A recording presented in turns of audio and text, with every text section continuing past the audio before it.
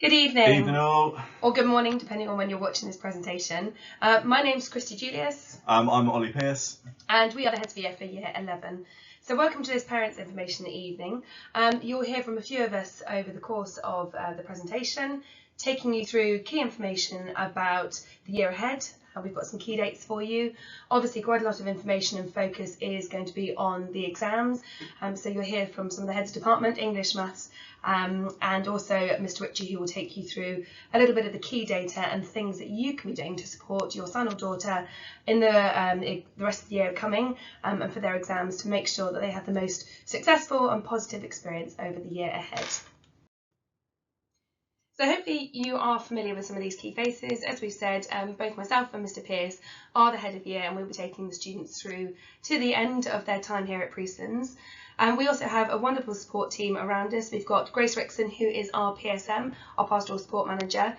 You'll see on the side we've got our email addresses at the bottom. If you have any concerns, any questions, you'd like to talk to us about anything at all, please do get in contact and we can arrange a face-to-face appointment or speak over the phone, whatever works best for you. We also have Rob Kelly, who is the deputy head who is attached to our year group. So he line manages us and he will be very familiar with our students as well. So together we are a collaborative team to support the students moving forwards. We also have our wonderful tutors. We have Miss Duckett, Miss McVicker, Miss Westwood, Mrs. Stewart, Mrs. Drodge, Mr. Gillett, Mr. Wagstaff and Mr. Welch. So they are the first port of call for your son or daughter. They'll see them in the morning. We have a very structured tutor time moving forwards for Year 11, which covers some discussions about what's in the news, also preparing students with their revision, helping them with their study support. We also have a lot of careers advice and guidance, which you'll hear more of later on in this presentation. So likewise, if you do have any concerns or questions, please get in touch with the tutors as well. All staff email addresses can be found on the website as well. So next we've got a few exciting key dates for your diary. So in the autumn term, a bit of a quiet one really. So we've got 2 inset days towards the kind of early to mid side of October. So Thursday the 10th of October and Friday the 11th of October, we've got insets in preparation for the open evening. For Year 11, we've got some more exciting dates coming up in the later half of the autumn term towards Christmas. So from Monday the 25th of November to Tuesday the 10th of December, Year 11 mock exams will start. So we're going to start preparing students for some revision in due time and prepare them with strategies to kind of help prepare for those exams coming forward in the run up to that. The 15th of November, we've got the first Year 11 reports issued to parents. And then Friday the 20th of December, we break up for the Christmas break. So that'll be the last day of term for the autumn. Okay, so moving on to the spring term, we've got again lots of exciting dates coming up there. So 15th of January, we've got the mock exam results day. So that'll be a little bit different to what students would have experienced in Year 10. So all mock results for the mock exam sat back in November will be released at the same time to try and give students an idea of what the real exam results will be like from that point there. The following day, so on Thursday the 16th of January, we've got Year 11 Parents' Evening, which will be a really good opportunity to discuss mock results and things moving forward. 27th of January, which is a Monday, we've got post-16 interviews fortnights. So wherever our students are kind of heading for their next destinations, interviews will typically booked in for that point there. And then Thursday, the 6th of February, we've got Year 11 exams information evening for all parents of Year 11 students, which will give you kind of next steps in helping parents prepare for the real exams coming in the summer and all things along those lines there. So moving on to the summer term, Monday the 5th of May, it's the big one for our year group, so that's the start of the written GCSE exam series. So all exams for Year 11 will be starting from that point onwards, which typically goes across into the first few weeks of June. So a very busy time for our students when they'll be sitting their real exam. After that, when exams are finished, we've got a couple of really important dates for the diary coming up there. So on Thursday the 3rd of July, which is TBC, we're still finalising a few details around that. We're hoping to have the Year 11 prom and the Leavers Assembly. And then on Thursday the 22nd of August, we'll invite students back into school to pick up their GCSE results when all results are released on that day there. So an important thing for us to discuss this evening is attendance. It is something that we know sometimes can be difficult for students to attend school, particularly as the pressure mounts in Year 11. It is a very important year. However, we also know that the one thing that will have an impact more than anything else on the grades is attendance. If students are in school, in their lessons, learning the information from their subject specialists, they are the best prepared that they can be moving forwards going into those exams. So what do we consider good attendance? Good attendance is anything from 96% and above. There are some rules that kind of come under that, and in terms of obligations for parents and carers and also for school. So from your point of view as parents and carers, it is your duty to make sure that your child attends regularly at school, where they're registered at school and they are of a compulsory school age. For us, our responsibility is to record attendance, follow up any absence, to make sure that there is any information that we need to know to make sure that we can support students in the best way possible. We know that there is a policy in place that if your student is not attending school, there is the possibility of a fixed penalty notice, but this is always a last resort. And we want to make sure that we're working together, yourselves, us as a school, and also the students, to ensure the attendance is the highest it can possibly be. So as mentioned, attendance has a huge impact on attainment of students. We are aiming for 96% and above. Now, if we said that a student has 90% attendance, that sounds good. It sounds like it's a good attendance. However, it's important to make you aware of these statistics. If a student has 90% attendance, what that actually means is they will have missed 10% of their academic year, which equates to half a day of school a week, which is 4 weeks of school across the year, and that means they would have missed 97 hours of teaching. Now, with the change in the structure of the GCSEs over the last few years, there is so much content that the students need to know to be able to sort of bring back and regurgitate in the exams. Therefore, every single second, every single minute, every single lesson counts. So we really need to push for that higher attendance. If a student was to maintain that 90% attendance for 5 years of secondary, what that would equate to is missing half a year of their education. So it's really important that we are aiming to get students in as much as possible. If they've got a little sniffle, if a little bit of a cold, the best thing for them to do, if they can manage school, is get them into school. But as we said, if there are any concerns, if you are worried about attendance for any reason, please do let us know so that we can work with you and we can support before it gets to the point of having questions and conversations about poor attendance. And finally, just on attendance, again, some more statistics just to show you the difference between a student who is attending almost every single day and a student who has a lower attendance. So on average, compared to somebody with an attendance of 98%, someone with attendance lower than 90% is expected to achieve 1.5 grades lower in all of their subjects. If we're looking then a little bit lower than that, and we're looking at attendance between 9% and 95%, the expectation is that they will achieve 1 grade lower in half of their subjects, and then a student with attendance between 95% and 98% will achieve 1 grade lower in 1/4 of their subjects. And this is data that has come from results. So this is, we know this is the case, we see it with students, we see it every year with results day. The students who are in school and they are getting the knowledge and the help they need are the students who are going to achieve when it comes to their exams. And alongside attendance, we do have to look at punctuality, and this is something we've been focusing on as a school over the last few months. We really are pushing to make sure students are in their lessons and in tutor time at the time expected, so that we can have a prompt start and be really productive with the lessons and tutor time. So when we're looking at punctuality to school in the morning, the expectation is that students are in their tutor base, ready to go at 8:45. That means in the correct uniform, with the correct equipment, ready to learn. There will be a sanction for students who are not in tutor time on time. If they are late to tutor, they will get an automatic break detention. If this is not attended, so if they don't turn up to their break detention, this then moves on to an after-school detention. So it's really important. We don't want students to be spending their breaks and after schools in school in detention. That's their time to be able to do the things they want to do after school, and also that's crucial revision time and preparation time as we lead up to the exams. So please do encourage your son or daughter to be in school on time. Obviously, as we said with attendance, if there are any concerns, if you'd like to speak to somebody, if you feel that your student, your son or daughter needs a little bit more support, please let us know. We as a year team are here to support, and we would like to work with you to make sure that they are getting the best out of this year possible. So, some exciting stuff to finish on from myself and Miss Julius about the exciting end of Year 11 stuff coming up. So in terms of the prom, as we mentioned a little bit earlier, a likely date for this is going to be on 3rd of July 2025. We're still a bit in flux with plans for that, so our venue is TBC, but we're currently in the process of setting up a prom committee of students to kind of help us with the planning and preparation and make sure they can get the prom that they want and rightly so deserve. Further details about that will be out in time, so there will be letters following when a few more details are confirmed about repayment plans, codes of conduct and prom points. And a theme we've used at Priestlands for the last few years of prom is for students to earn their right to attend. So focusing on things like attendance, behaviour, uniform and attitude, and use the prom as a big last reward for all of the brilliant things our students have done here at Priestlands. Other exciting things to finish off the year. So yearbooks and leavers hoodies, we will also be in the process of finalising quite shortly, and these will be available for students, hopefully, in their final assembly on the day of the prom, or if not on results day moving forward. So that's all from myself and Miss Julius.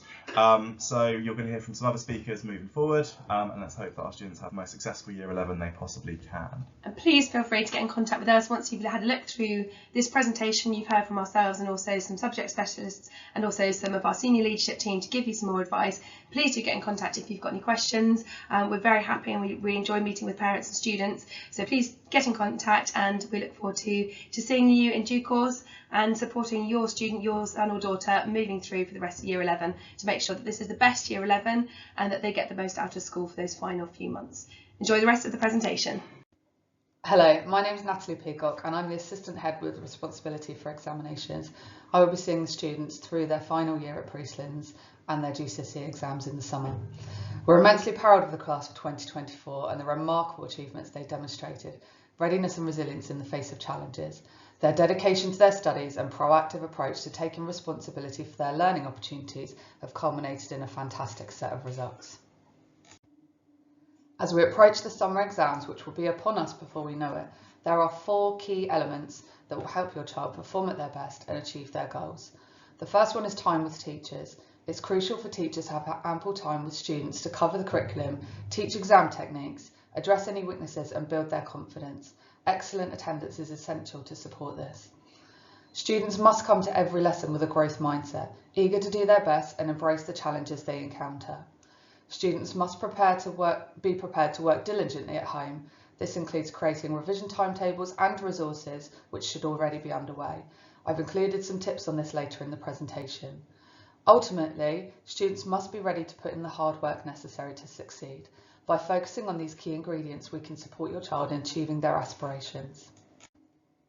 Prior to the summer exams, students will be sitting their mock exams between Monday the 25th of November and Tuesday the 10th of December.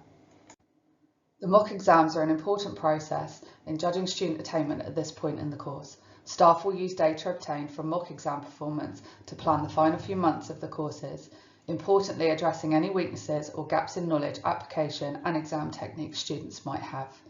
They will also use grades to inform students, you as their parents and post-16 providers of professionally predicted grades for the summer exams. Students can use this time to practice their preparation routines for the summer, trial a variety of revision methods and create resources they will be able to reuse in the summer.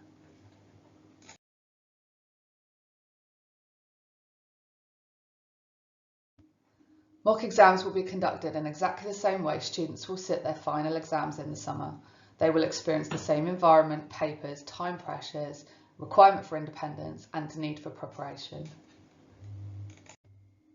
It is important students treat these exams as they will their summer exams and prepare for them carefully. The next 2 slides contain some key tips to support students in revising in the most efficient and strategic way. One of the best ways to prepare is to summarise key points, repurpose those key points into revision cards, mind maps and other methods and test themselves using past papers or verbal questioning. Students are taught these methods through lessons, life skills classes and workshops during tutor time.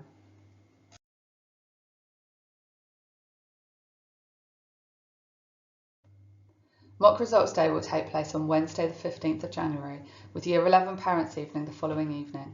Pupils will be able to collect their mock results during the afternoon in much the same way they collect their final grades in the summer. Both Results Day and Parents' Evening will provide them with the opportunity to analyse the processes they followed in preparation for the exams and set targets moving forward to the final summer exams. Throughout the year, students will receive support through revision classes, resources and targeted interventions. Details on these will be sent through in due course. Finally, I would like to finish with a date for your diaries. Year 11 Exams Information Evening for parents will be taking place on Thursday the 6th of February. I look forward to seeing you there. Hello, my name is Laura Wenham and I'm Head of Maths at Priestons whilst Mrs Gajan is on maternity leave. Between now and Christmas, students will continue to study their GCSE syllabus.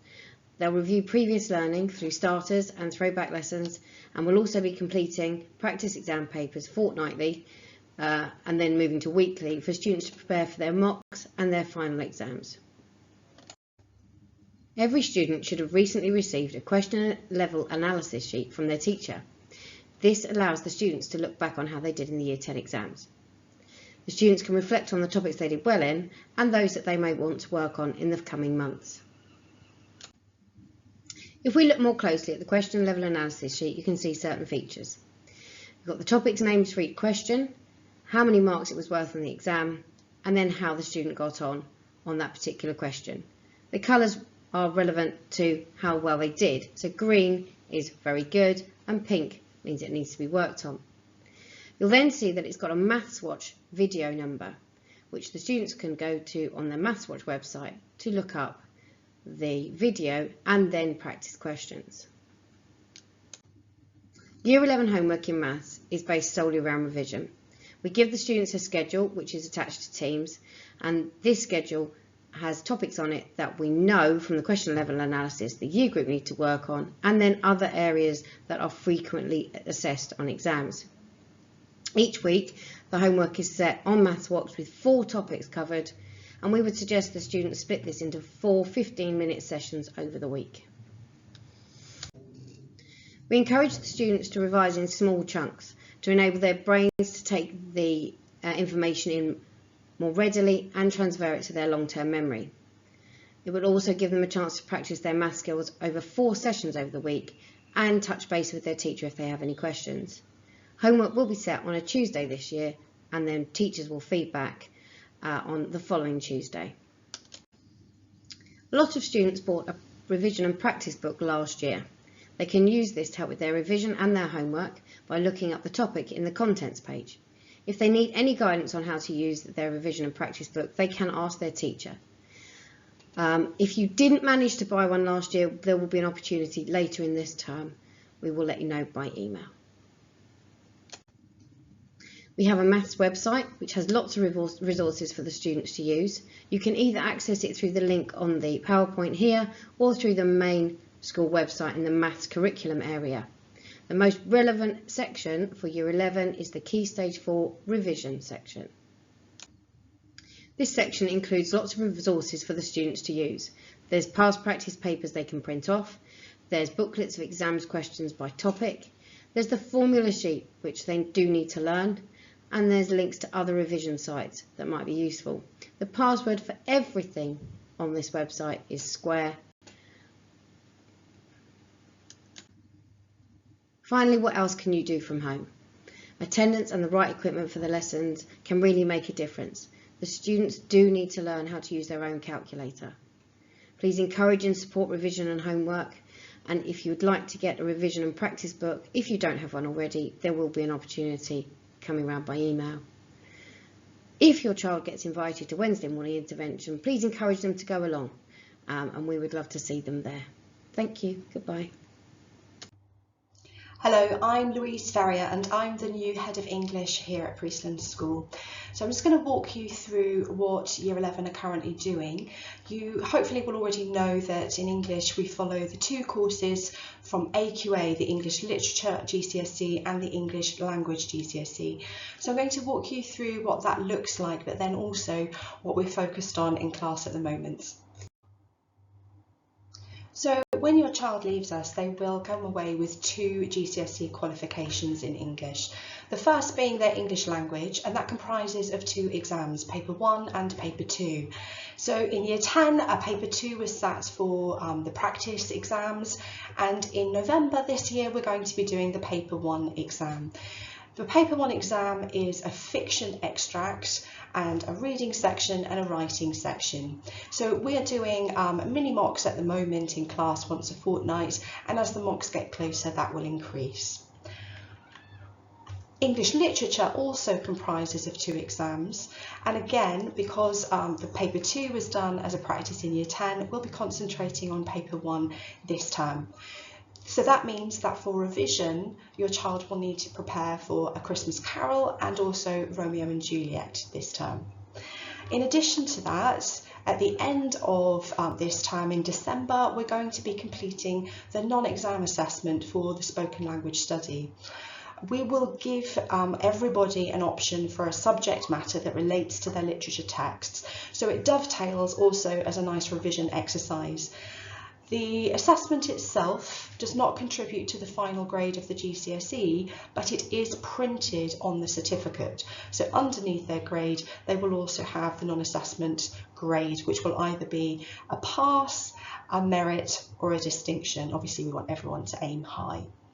They'll be asked to give an informal presentation, but one that uses standard English on the subject matter that they've chosen. They'll then also have to show that they can respond to questions and to feedback as part of that process. The exam board requires us to record these and to submit them to be checked and moderated, and we see this as a really important life skill as part of the journey of English. So, just to reiterate, the focus this term are the paper ones for language and literature, and we'll also be completing that non-exam assessment. So what are we currently studying in class? At the moment, we have not yet finished our study of Romeo and Juliet, and we intend that to be completed by half term. We're already working on paper one in our mini mock session once a fortnight, and then once we've completed that, we'll be looking to do some mock examination preparation, so looking at exam skills and giving a little bit more time back to A Christmas Carol. Your child will likely be getting some homeworks around A Christmas Carol in the coming weeks to try and help them prepare for that mock, and also to drag some of that knowledge back to the forefront of their brain. Once we've finished that, we're going to be completing the spoken element, as I mentioned on the previous slide. That will actually conclude the content of the GCSEs, and so once that is completed, we are then going to be into revision mode and going back over everything that we've studied, making sure that it's embedded in our young people's brains. So what is it that students can be doing now to help themselves and get prepared for next year's exams? So we are introducing a Wednesday morning intervention for identified students, and they'll be finding about that in the coming days. So it's important that if they're invited to that intervention, that they do attend. There will be after school revision sessions offered, and again a timetable for that will follow shortly, and I'm also going to be offering some targeted after school sessions too, and again I will let those parents know of the students that I've invited. We have already started introducing students to how they can practice and revise for English. So we have past papers available to them, and looking at their exam skills as well as their knowledge is the important thing, bringing those two things together. So having the knowledge is one thing, but then being able to use it in an exam scenario and under exam conditions is another. So we advocate for lots of retrieval practice, maybe flashcards, which we're going to put down here in a second, but then also looking at exam questions and seeing if they can write to time. So that is a skill that develops over time and one that can be practiced at home very easily. They can also reread the texts that they have done in class, and certainly we have some audio recordings of text that can also be shared at home. This exam is closed book, so they do need to know the text well enough to be able to be making references to some quotations and being able to analyse the language of those quotations. And our recommendation is 5 for each character, theme and setting. Completing all of their homework, including preparation for mini mock practice in class. But as I said before, we're also using homeworks to go back to previous learning from last year and help them prepare for the exam. So that learning is coming back to the front of their brains. Creating flashcards, memory walls and mind maps at home, even the act of creating those is an act of revision, let alone being able to use them afterwards. So we would advocate that and support students if they need to know more on how to do that. We also have lots of resources and information and links on the school website that I'll share with you in a moment, but we would encourage you to support your child to access those to help them with their revision. There are literally tens and tens of different types of revision guides on the market for English. And so what we've done here is offered a selection of some really good ones that we advocate. The images along the top there are actually cards, a type of ready-made flashcard, and they're very beautiful and very detailed, but I would still advocate the act of making your own flashcards on the back of those, so they can kind of be a good starting point, I think. Most of the revision guides out there are really strong. The little books at the bottom here are specifically for quotation banks. So I think sometimes students get too panicky about having hundreds and hundreds of quotations learnt, and this kind of narrows it down and helps young people to see actually they don't need to have hundreds of quotations. It's more about understanding the text and being able to analyse the language that they have in their extract, for example. If your child is aiming for 7+, there is a specific revision source that I have found very good, and it's a YouTube channel of a teacher called Mr. Salles, S-A-L-L-E-S.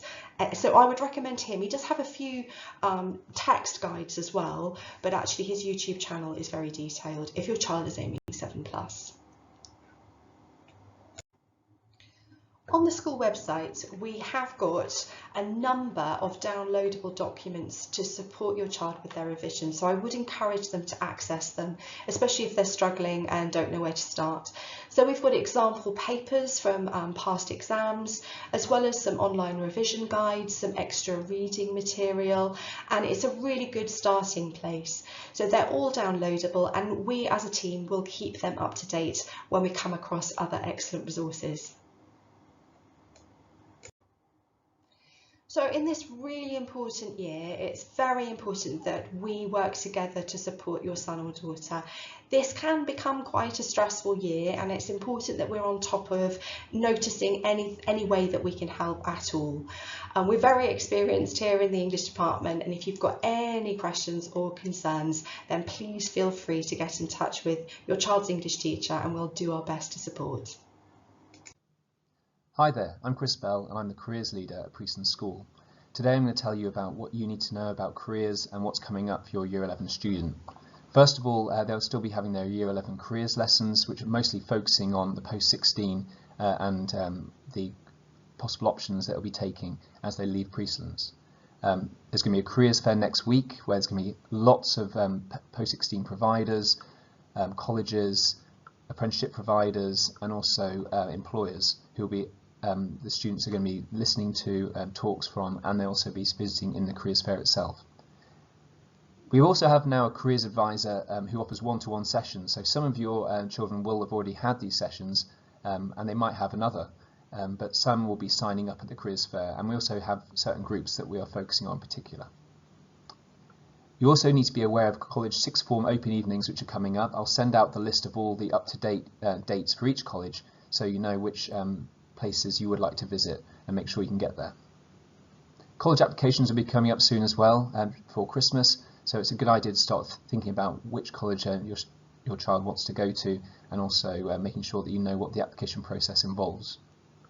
Interviews for some colleges take place at Priestlands and others will be at the colleges themselves.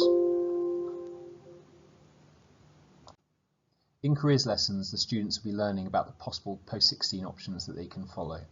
They're going to be preparing personal statements, understanding what the application process actually entails, and developing their interview skills. Our careers fair on Tuesday has a wide range of providers and employers available. We have the traditional colleges, such as Brockenhurst College and Peter Symonds, offering a wide range of A-levels and vocational subjects, but we also have Sparsholt College, and we also have a range of sixth form colleges, such as Arnwood and Highcliffe. We've also got Bournemouth and Poole College and Southampton City College, who are going to be here, who have a wide range of vocational options. So there's lots of variety for the students to interact with. We've also got some training providers. We've got Peter and CETA, and these are focused on mostly engineering, and they'll be available for the students to speak to, and there'll be talks for them as well. And here's the employers that are going to be at the fair. Some of them will be speaking in talks, and some of them will be in the hall to speak to the students as they walk around. We've got the Armed Forces as well this year as Royal Navy submarines, which should be exciting. But we have Birth on Boats, who we have a strong connection with, as well as DP World, Southampton's docks company.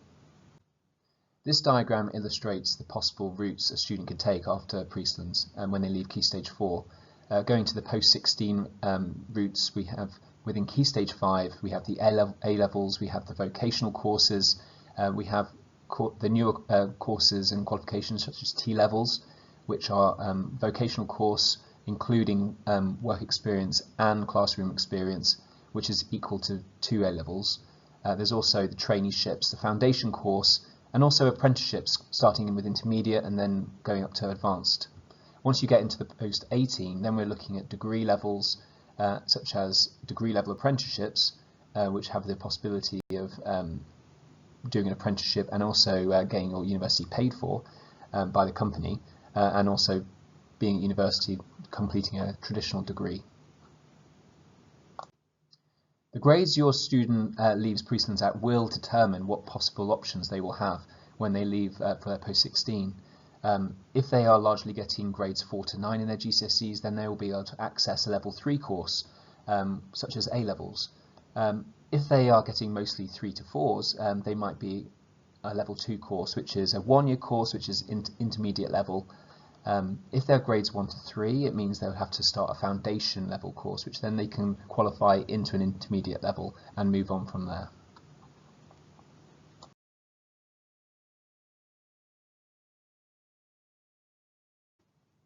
As I said earlier, it's important that you know which colleges have open days and when they are. You want to go and see as many colleges as possible, but being aware of what the colleges offer different types of qualifications and different qualifications too in different subjects. So it's worth researching, and it's what the students are currently doing in careers in their lessons. The application deadline for most colleges is mid-December, so you have to get moving with that. Interviews take place in school in January and February for some colleges, but not for all, and we'll let you know which ones that will be. There may be earlier deadlines for some of the other sixth forms and colleges as well. If you have any questions related to careers, colleges, qualifications, feel free to email me. My email's on the screen right now. But if you would also like your child to have a careers interview, or to have another careers interview, you can also email me and let me know. So thank you very much.